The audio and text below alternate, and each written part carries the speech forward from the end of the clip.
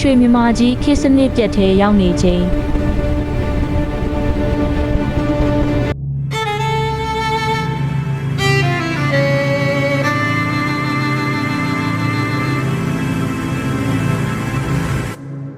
အနေနဲ့အရဲ့ရဲ့ကြေးရွာဇနပုတ်တွေမှာပါမကျန်လူဆိုးလူမိုက်များများပြားစွာပေါ်ထွက်ခဲ့လေသည်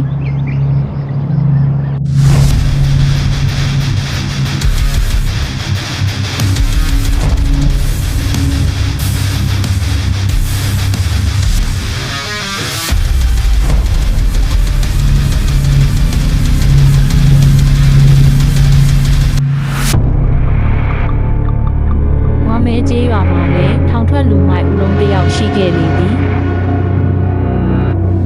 ထောင်ထွက်လူမိုက်ကြီးဦးလုံးအားရွာသူရွာသားများအားလုံးကသူ့မျက်နှာမြင်ုံမျှဖြင့်အကြီးအကျယ်ကြောက်ရွံ့တုန်လှုပ်ခဲ့ကြလေသည်ထို့အတူရွာလေရက်ဆိုင်မှလူမိုက်လက်ဟောင်းကြီးများလူမိုက်လက်တစ်များသည်လည်းသူရဲတောက်နေချိန်တွင်ပါဇက်တောင်မဟရဲပဲလူကျိုးကြောက်ရွံ့စွာတောက်ကြရလေသည်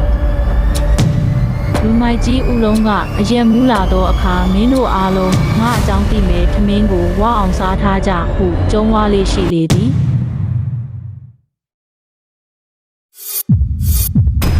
ဒီလိုနှင့်ဦးလုံးတယောက်ရွာထဲမှာနာမည်ဆိုးနှင့်ကြော်ကြားပြီးတရွာလုံးဤယွန်းကြောက်ကြီးဖြစ်နေလေတော့သည်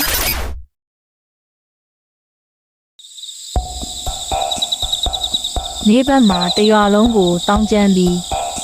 ညဘက်လူချေတိတ်ပြီးရွာသားတွေအိမ်မောကြနေချိန်မှာတော့ဦးလုံးတယောက်ရွာနောက်ဘက်မှာရှိတဲ့အိမ်အိုကြီးစီကိုညစဉ်ညတိုင်းတိတ်တဆိတ်ထွက်လာတတ်လေသည်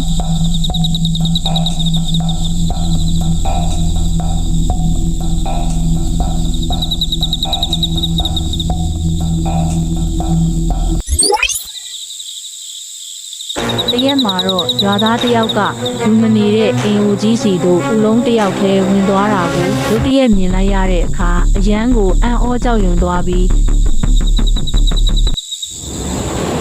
ရွာဘက်သို့ပြန်လာကရွာသားများကိုခေါ်ပြီးသူကမြည်တို့မြည်ပုံတွေ့ရှိခဲ့သည့်အကြောင်းဦးလုံးကဘေးရွာတွေမှလူမိုက်တွေနဲ့ပေါင်းကရွာကိုတပြတိုက်နိုင်ကြောင်းသူတို့အဖွဲ့ထက်လက်ဦးအောင်ရွာသားများကစော်တင်ကြောင်းပြောကာထွက်လာကြလေသည်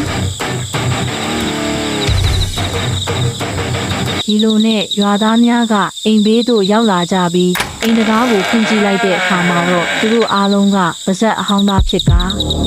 အံ့ဩထိတ်လန့်ခြင်းမင်းသက်ငင်းမောခြင်းမယုံနိုင်ဖွယ်ဖြစ်ခြင်းများဖြစ်လာ